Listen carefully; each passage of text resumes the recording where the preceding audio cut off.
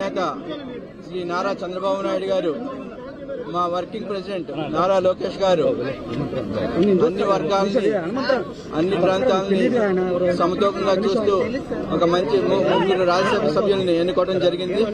మేము ముగ్గురు ఈవేళ నామినేషన్ వేయడం జరిగింది. ఈ నామినేషన్ ప్రక్రియలో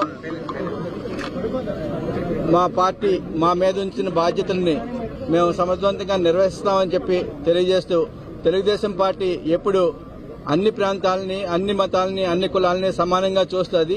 అంచేతే మా నూతన వర్కింగ్ ప్రెసిడెంట్ నారా లోకేష్ గారు వచ్చిన తర్వాత కొత్త తరాన్ని రాజ్యసభలోకి తీసుకురావాలనే ఉద్దేశంతో చిన్న వయసులో ఉన్న విజయ్ని, భాష్యం రామకృష్ణ గారిని తీసుకురావడం జరిగింది. నేను రెండోసారి పదవిలో చేస్తున్నాను. నా మీద ఉంచిన ఈ బాధ్యతకి నేను రాష్ట్ర అభివృద్ధి కోసం ఏం చేయాలా అన్నది మా రాష్ట్ర నాయకుడు చంద్రబాబు నాయుడు గారు ఇచ్చిన ఆదేశాల మేరకు పనిచేస్తామని చెప్పి తెలియజేస్తున్నాం.